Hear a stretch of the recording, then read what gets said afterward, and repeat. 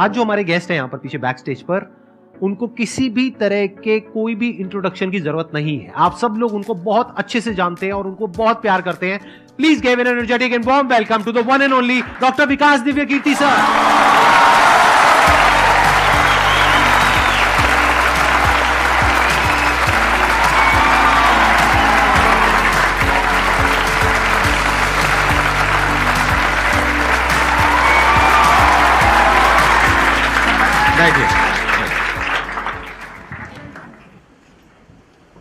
मैं सबसे पहले आपको धन्यवाद देना चाहता हूँ यहाँ पर आने के लिए। Thank you so much. क्योंकि जब से मैंने सीरीज शुरू करी है तब से हमारे कमेंट सेक्शन में कोई भी एक भी ऐसा वीडियो नहीं है जहां पर आपका नाम ना लिखा हो। कई बार मुझे ऐसा लगता है देख करके कमेंट सेक्शन को कि ये मैं अपने चैनल पे आया हूँ या आपके चैनल पे हूँ। मैं सोशल मीडिया पे बहुत कम एक्टिव रहता हूँ तो मुझे आइडिया नहीं था इस बात का, पर मैं थैंकफुल हूँ कि आपने बुलाया, इस लायक समझा कि मैं यहाँ पर आऊँ। सर प्यार बहुत करते हैं बच्चे आपको, मतलब इतना प्यार है जिसकी कोई हद नहीं है। मैं ठीक कह रहा हूँ गलत कह रहा हूँ? यस और नो? सो अब आप लोग जो चाहे जैसे चाहे इनसे क्वेश्चंस पूछ सकते हैं। सर लाइफ में जब भी कोई सिचुएशन आती है कि जिसमें दो रास्ते, एक प्रैक्टिकल और एक इमोशनल, तो बैलेंस आउट कैसे करना है? इमोशनल और प्रैक्टिकल में हमेशा विरोध नहीं होता है, कभी कभी साथ भी चल सकता है। और सिर्फ इमोशनल कुछ नहीं होता, सिर्फ प्रैक्टिकल कुछ नहीं होता, प्रोपोर्शन का डिफरेंस होता है। जब इमोशंस आपके दिमाग पर बहुत हावी हों तो फैसला करने से बचना चाहिए, स्पेशली बड़ा फैसला। छोटा तो ठीक है कि आपके दोस्त ने कहा कि दोस्त नहीं एक फिल्म देखेगा मेरे साथ, आप इमोशनल हो जाके देख ली फिल्म, क्या हो गया, कोई नुकसान नहीं होगा। पर कोई ये कहे कि तो मुझसे प्यार नहीं करते, शादी नहीं कर सकते मुझसे और अब मैं शादी कर लूं, ये ठीक नहीं है। सिर्फ इमोशंस में आके बहुत बड़ा फैसला मत कीजिएगा, चाहे वो करियर का हो, चाहे पार्टनर का हो, चाहे कोई भी फैसला हो। प्रैक्टिकल इतना नहीं हो जाना है कि आप मशीन, रोबोट या पत्थर बन जाएं। क्योंकि आप कितने भी सक्सेसफुल हो, यदि आप इमोशनली सक्सेसफुल नहीं है, इमोशनली स्टेबल नहीं है, इमोशनली वेलबींग के स्टेट में नहीं है, तो आपकी सक्सेस किसी काम की नहीं है, एकदम मीनिंगलेस है। So the success in totality needs emotional happiness, emotional stability as well. इसलिए इमोशंस को खारिज करके जिएंगे तो शायद कुछ अचीवमेंट्स बड़ी हो जाएं, पर वो किसी काम की नहीं है। केवल इमोशंस पे चलेंगे तो हो सकता है कि अचीवमेंट जिंदगी में ज्यादा हो ना पाए। तो बैलेंस की बात है। और सबसे अच्छा तरीका है, जब बहुत इमोशंस हो, इंटेंसिटी बहुत ज्यादा हो, सिर्फ एक तरीका मैं जो अपनाता हूं, उस क्षण में फैसला नहीं करना है। कुछ भी हो, कोई कितना भी प्रेशराइज करे, सिर्फ इतना बोलिए कि मैं 24 घंटे बाद बताऊंगा आपको, थोड़ा सोचूंगा इस बारे में। और यदि आपने उस मोमेंट से खुद को बाहर निकाल लिया तो फिर आप डिटैच होकर देख पाएंगे और थोड़ा सा प्रैक्टिकल एलिमेंट भी रहे, इमोशनल एलिमेंट भी रहे, वो फैसले सबसे अच्छे रहेंगे लाइफ के लिए। मैं आपको एग्जांपल से बात समझाता हूँ। ऐसे लोग जो तैयारी कर रहे थे, अफेयर में थे, एक का सिलेक्शन हो गया, अब उसके सामने क्राइसिस ये है, स्पेशली किसी लड़की का हो गया, लड़के का नहीं हुआ। अब हमारी सोसाइटी में ना, लड़की ऊंचे पद पे हो, लड़का ना सफल हुआ हो तो बड़ा मुश्किल है सोसाइटी में, उनको शायद दिक्कत नहीं है। अब वो लड़की प्रैक्टिकल नहीं है कि मैं तुमसे शादी करूं, ये कह के अगर हट जाती है और शादी करती है किसी ऐसे व्यक्ति से जो बहुत सफल है। I know many such people personally, मैं नाम नहीं बोल सकता किसी का। मैंने जनरली पाया है कि वो लोग लाइफ में बहुत फ्रस्ट्रेशन में रहे बाद में, क्योंकि सफलता के नाम पर, प्रैक्टिकल होने के नाम पे ऐसे व्यक्ति को चुना जिसके साथ वो रह नहीं सकते ठीक से। और मैं ऐसे कई लोगों को जानता हूं जो आईएएस बने, IPS बने, जिनको करोड़ों रुपए के दहेज के ऑफर्स आए, साफ ठुकरा के कहा कि मैं जिंदगी एक ही व्यक्ति के साथ गुजार सकता हूं जो मेरे साथ है, और हैं, बहुत खुश हैं। अब कोई कह सकता है उनके परिवार में कि इसने प्रैक्टिकल फैसला नहीं किया, इमोशनल फैसला किया, पर अल्टीमेटली किसी चीज की वैल्यू क्या है? आपकी लाइफ बेहतर हो। यूट्यूब पे जिसके 1 लाख भी सब्सक्राइबर्स होते हैं वो मोनेटाइज करता है, 1 लाख क्या जब मिनिमम हो सकता है, खूब पैसा कमाते हैं, ब्रांड प्रमोशन करते हैं, साबुन तेल बेचते हैं बीच बीच में। आपका चैनल तो शायद देश में सबसे बड़ा चैनल है, आप चाहें तो कितना नहीं कमा लेंगे। मुझे कुछ दिन पहले एक एजेंसी के लोग मिले जिन्होंने बताया कि इनकी जैसी ख्याति है उस लेवल पर महीने में कोई 5-10 करोड़ भी कमाना चाहे तो कमा सकता है आराम से इस यूट्यूब चैनल से। तो मैंने पूछा कि वो कौन सी चीज है जो आपको इतना मजबूत बनाती है कि आप नहीं इस रास्ते पर जाते, मैं वो जानने में इंटरेस्टेड हूँ। तो 10 मिनट की बात के बाद मैं समझ में आ गया, क्योंकि अल्टीमेटली अगर मैं अपनी वैल्यू के खिलाफ चला गया तो खुश कैसे हो जाऊंगा? पैसा मुझे कैसे खुशी देगा जब मैं ही नहीं रहा, तो खुशी किस बात की?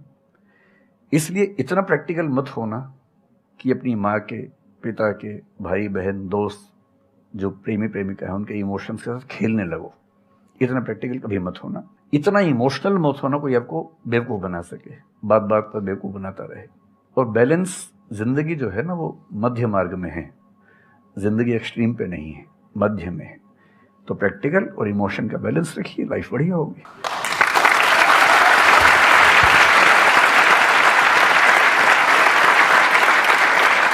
आपने सर इतने अच्छे से एक्सप्लेन किया, मेरे पास में कुछ है ही नहीं बोलने के लिए। यूजुअली मेरे पास में कुछ होता है ऐड करने के लिए, लेकिन आपने पूरा ही उसका ऐसा निचोड़ निकाल दिया। आपने YouTube पे इतना बोला कि सच में नहीं बचा होगा आपके पास। 6-7 साल पहले की बात है, मेरी एक स्टूडेंट थी जो सुसाइडल टेंडेंसी की शिकार थी उस समय। उसके घर में कुछ ऐसी ट्रेजेडी, उसकी मदर की डेथ हुई थी, और एक ऐसी ट्रेजेडी जो बहुत ही रेयर किस्म की ट्रेजेडी है, जो शेयर करना ठीक नहीं है यहाँ। तो वो मेरे पास आई और मुझे लगा कि आज मैं पहली बार किसी ऐसे व्यक्ति से बात करूं जो डिप्रेशन में है और सुसाइड कर सकता है अगले 1-2 दिन के अंदर अंदर। अब मैं परेशान था कि मैं कैसे मैनेज करूं, और मुझे मोटिवेशन की ऐसी जानकारी उस समय तो बिल्कुल नहीं थी, बाद में थोड़ा बहुत पढ़ा। तो मैंने उससे कहा कि अच्छा तुम घर जाओ, मैं कुछ देखता हूँ। फिर मैं घर गया, नेट पे सर्च करना शुरू किया। करते करते मुझे आपका एक वीडियो मिल गया, अनस्टॉपेबल, शायद कुछ आपने एक वो बनाया था उस समय। तो मैंने वो थोड़ा सा देखा, 10 मिनट का। मुझे लगा कि ये जो है ना, ये इंजेक्शन है किसी मतलब डिप्रेस्ड व्यक्ति को तुरंत मोटिवेट करने के लिए। तो मुझे ध्यान है कि मैंने उसको वीडियो का लिंक भेजा। मैंने कहा देखो, जिंदगी अपने रास्ते पे चलेगी, ठीक हो जाएगी। जब जब मूड ऐसा हो, बहुत डिप्रेसिंग हो, सुसाइडल मन करे, उस समय वीडियो देखना ध्यान से, और कम से कम उस बुरे फेज से बाहर निकल जाओगी। और फिर मैंने वो वीडियो अपने फैमिली में भी 2-3 बच्चों को भेजा, जो बच्चे उस क्राइसिस में होते थे। तो मैं बहुत थैंकफुल हूँ उन सब बच्चों की जान बचाने में, क्या बात कर बड़ी भूमिका है। Thank you so much sir, it means a lot to मी।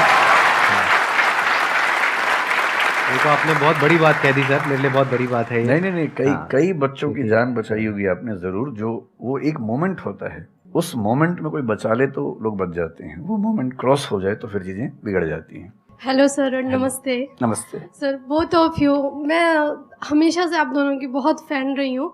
मुझे बस ऐसा लग रहा है कि मैं सपना देख रही हूँ, मेरे लिए रियलिटी नहीं है। मुझे बस आपसे ये जानना, मैं हर मतलब एवरी डे 8 से 10 आवर में पढ़ाई करती हूँ, बट मुझे कभी कभी बहुत डिमोटिवेशन आ जाता है कि होगा नहीं होगा, क्या होगा पता नहीं। देखिए, डिमोटिवेशन अगर आपको दिन भर में 1 घंटे आता है। नहीं सर, ऑलमोस्ट टाइम पढ़ाई करने के बाद 2-3-4 दिन के बाद ही होता है, कंटिन्यूअसली नहीं होता। अगर महीने में 4-5 बार आता है और 1-1 दिन के लिए आता है, तो इसका मतलब आप एकदम ठीक हैं। अगर कोई व्यक्ति आपको ये कहे कि मुझे डिमोटिवेशन कभी नहीं होता, तो उसको इलाज की जरूरत है। आपको जरूरत नहीं है, क्योंकि जब आप अपने से बेहतर व्यक्ति को देखेंगे, आपको थोड़ा सा इंफीरियरिटी कॉम्प्लेक्स आएगा, डिमोटिवेशन आएगा। जब आप अपने से कमज़ोर को देखेंगे, आपको सुपीरियरिटी कॉम्प्लेक्स आएगा, थोड़ा सा मोटिवेशन ज़्यादा हो जाएगा। जिस दिन टारगेट पूरा हो जाएगा, मोटिवेशन आ जाएगा। जिस दिन टारगेट पूरा नहीं होगा, डिमोटिवेशन आएगा। जिस दिन टेस्ट में आपके मार्क्स अच्छे आएंगे, आप मोटिवेशन के साथ लौटेंगे।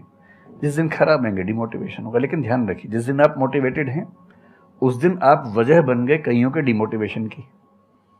लगातार मोटिवेटेड होना एक मेंटल इलनेस की निशानी है, और लगातार डीमोटिवेटेड होना डिप्रेशन की निशानी है। इन दोनों से बचना है। तो डीमोटिवेशन की बहुत हाइप है, इतनी हाइप की ज़रूरत नहीं है। थोड़ा बहुत हो, एंजॉय कीजिए उसको। और जब जब लगे कि ज़िंदगी बहुत ख़राब चल रही है, तो मैं जो करता हूँ, अजीब सा लगेगा आपको, मैं कभी कभी शमशान घाट चला जाता हूँ। सच कह रहा हूँ, ये सुनी है आपने वीडियोस में भी कहा है। सच में चला जाता हूँ, या ट्रॉमा सेंटर चला जाता हूँ देखने के लिए। ट्रॉमा सेंटर में जाके 1 घंटा बैठ के आ जाइए, मोटिवेशन आ जाएगा। और शमशान घाट में जाके देख लीजिए कि हम जैसे हमसे कम उम्र के लोग वहाँ जल रहे होते हैं, तो लगता है हम जिंदा तो हैं। अगर मैं थोड़ा सा कॉग्निटिव लेवल पर बात करूँ, एक बहुत बड़ा साइकोलॉजिस्ट हुआ, उसका नाम है ब्रेंटानो, कभी सर्च कीजिएगा उसको। ब्रेंटानो ने ह्यूमन कॉन्शियसनेस को स्टडी किया, और उसने ये बताया कि ह्यूमन कॉन्शियसनेस की बेसिक नेचर है कि जो हमारे पास है वो हमें नज़र नहीं आता, जो नहीं है वो नज़र आता है। तो the consciousness of lacking something is the nature of human consciousness. इसलिए इसी बात को एक शेर में, बहुत प्रसिद्ध शेर में कहा गया है, दुनिया जिसे कहते हैं जादू का खिलौना है, मिल गया सो मिट्टी है, नहीं मिला वो सोना है।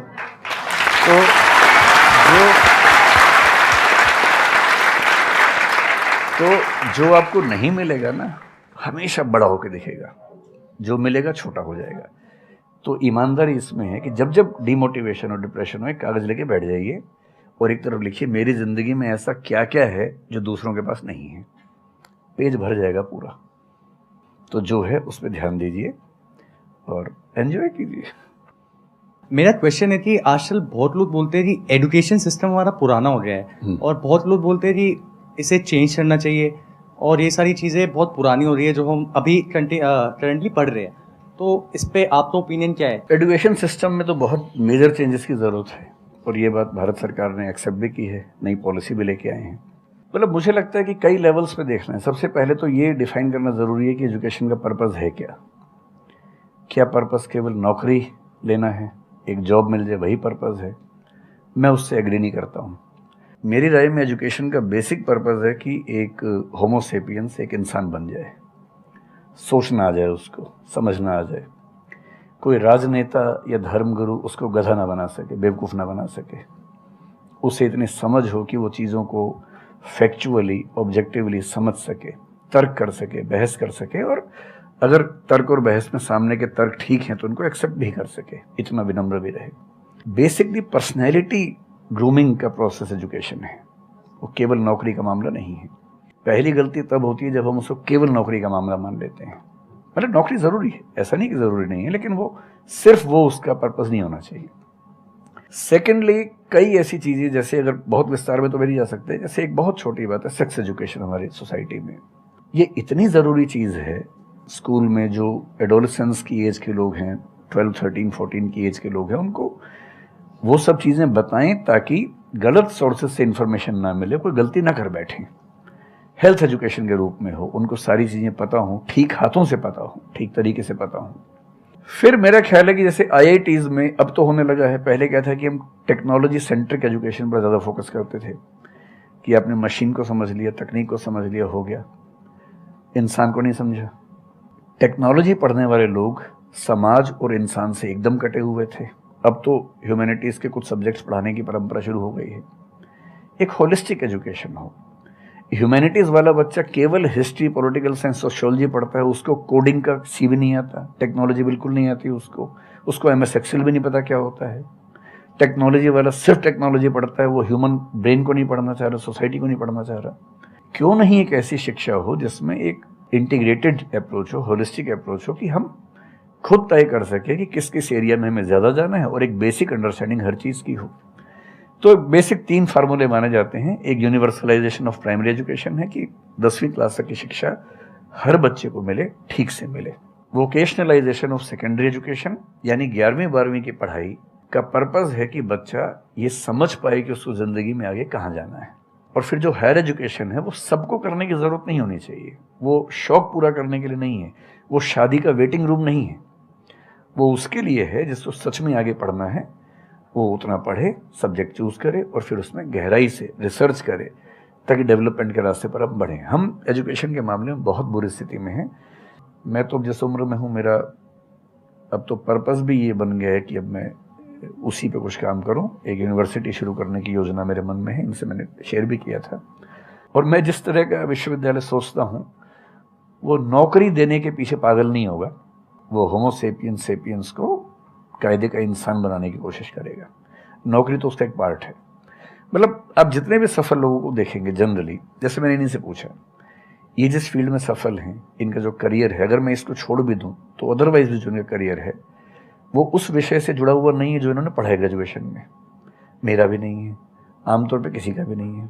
90% लोगों को मैं देखता हूँ जो सक्सेसफुल हैं, उनके ग्रेजुएशन के सब्जेक्ट में और लाइफ की फील्ड में कोई लिंक नहीं है।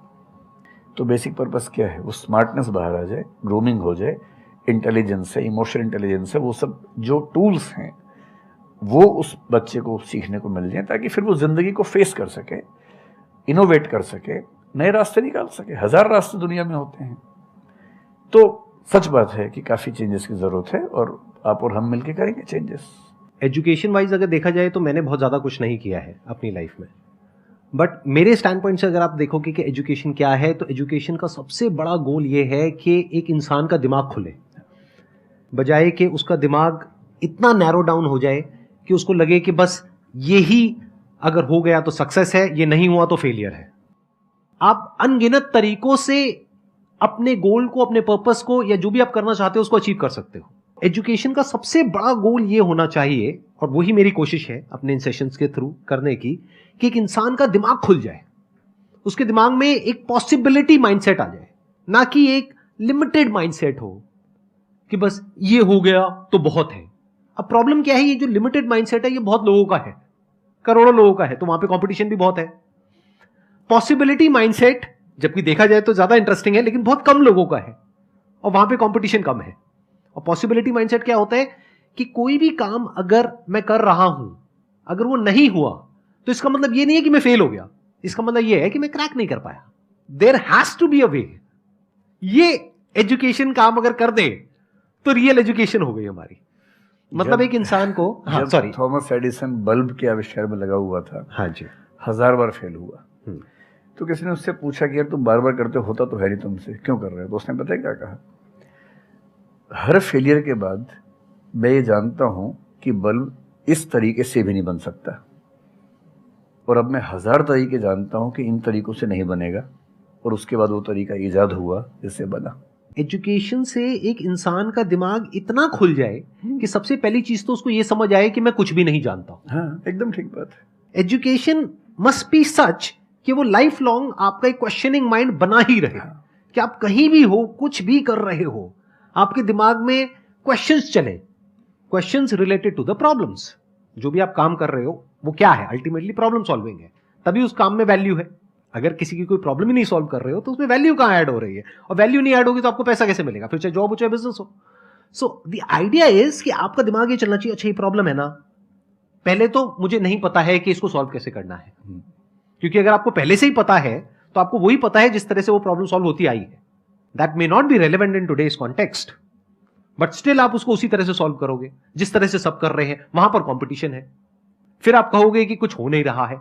सो द आइडिया इज कि पहले तो ये प्रॉब्लम है जो मुझे अच्छे से समझ आई, मैंने इस पे फोकस किया, अब इसको सॉल्व करने के इन्फिनिट तरीके हैं, एक रास्ता नहीं है, बहुत सारे रास्ते हैं, मुझे पता नहीं है। This is the goal of education, कि मुझे नहीं पता है लेकिन पता किया जा सकता है।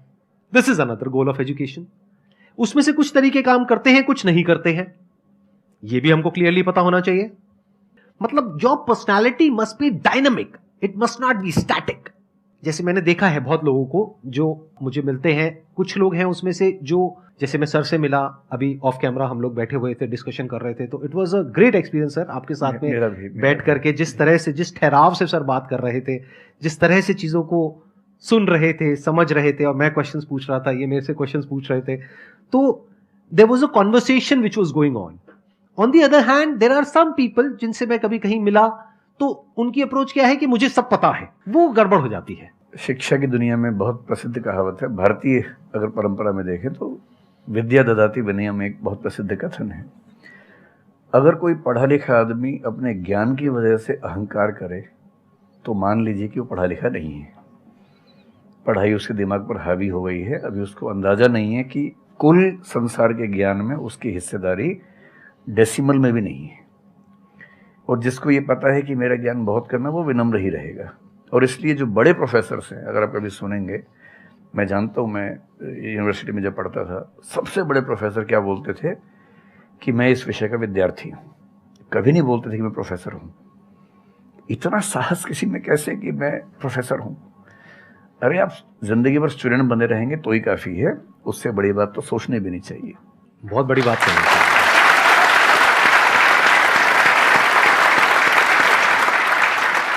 मतलब कि एजुकेशन का गोल आपको प्रोफेसर बनाना नहीं है, आपको स्टूडेंट बनाना है।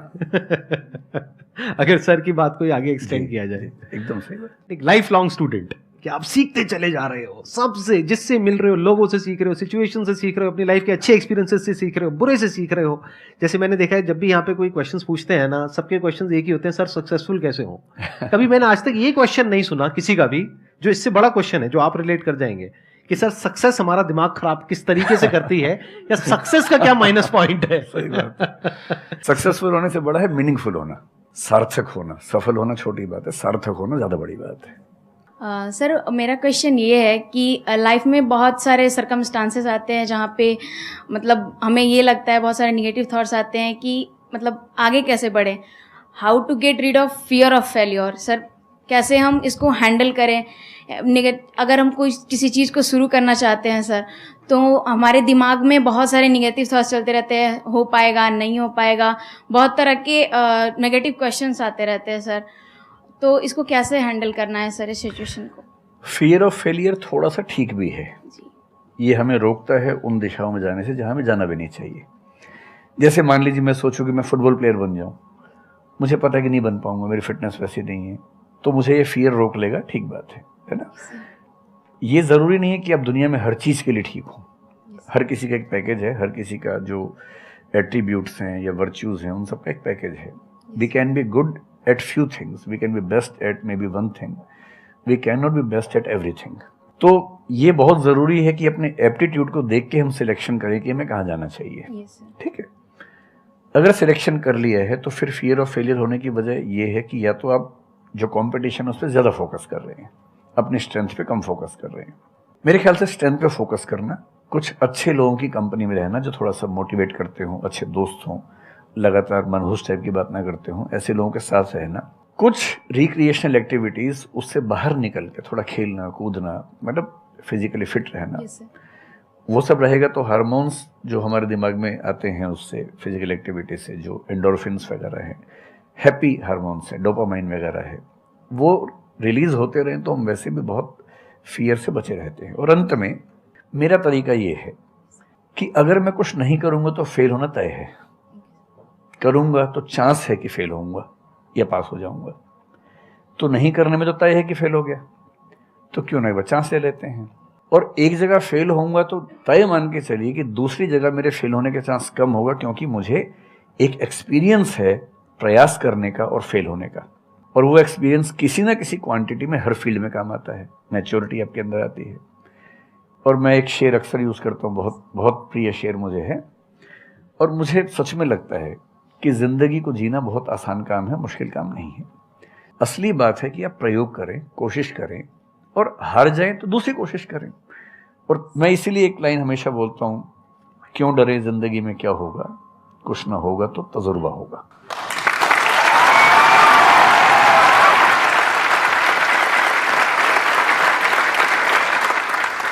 मुझे भी सर के जैसे मोटिवेशनल स्पीकर बनना है सर, पर मैं ये सोचती हूँ कि अगर मैं वीडियो बनाऊँगी, कंटेंट बनाऊँगी, तो संदीप सर को छोड़ के या फिर बहुत बड़े बड़े मोटिवेशनल स्पीकर्स हैं उनको छोड़ के मुझे देखेगा कौन। मतलब ये मेरे अंदर थॉट्स आते हैं कि अभी मेरा मतलब मैं 19 ईयर की हूँ, तो मैं जब वीडियो कंटेंट बनाऊँगी तो मैं कुछ, मुझे ऐसा मतलब मेरे अंदर ये थॉट है कि मैं कोई बड़ा आदमी नहीं हूँ या फिर कुछ बड़ा नहीं हूँ, तो मैं ये वीडियो कैसे डाल सकती हूँ, लोग क्या सोचेंगे कि मतलब तू ये तो खुद कुछ नहीं है और लोगों को मोटिवेट कर रहा है, ऐसा मेरे अंदर थॉट आता है। पहले या तो कुछ कर लीजिए ज़िंदगी में, उसके बाद मोटिवेट कर लीजिए। और नहीं तो मोटिवेशन एक पूरी साइंस है, साइकोलॉजी से जुड़ी साइंस है, उसको ठीक से पढ़ के रिसर्च करके उससे बात कीजिए। शुरू में तो जब इन्होंने भी शुरू किया होगा, कहाँ शुरू में लोग जानते होंगे, बड़ी लंबी स्ट्रगल होती है, किसी भी फील्ड में इतनी लंबी स्ट्रगल है। देखिए जो आदमी सफल है ना, आप ये जो हमारा वर्तमान है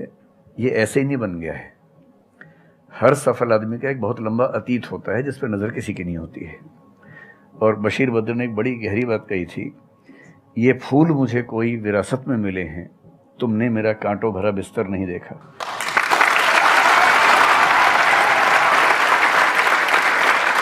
कितने साल तक ये लहूलुहान हुए होंगे, रोज छिला होगा शरीर, तब जाके लोगों ने पहचानना शुरू किया होगा।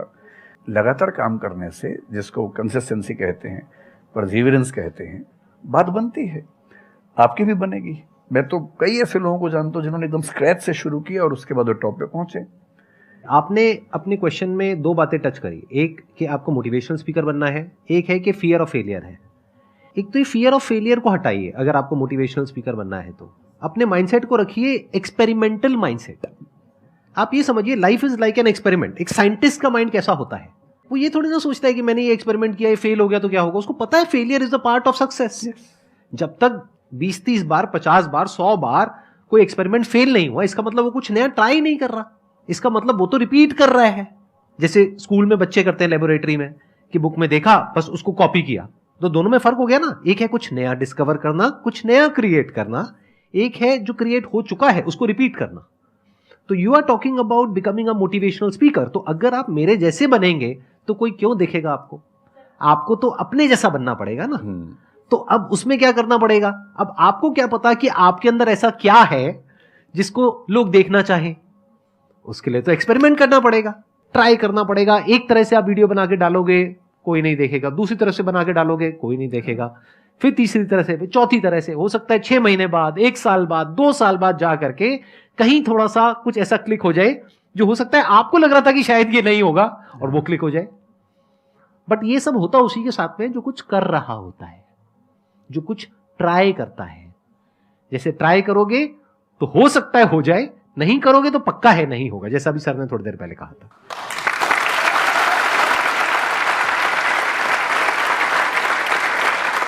Thank you so much sir, यहां पर आने के लिए।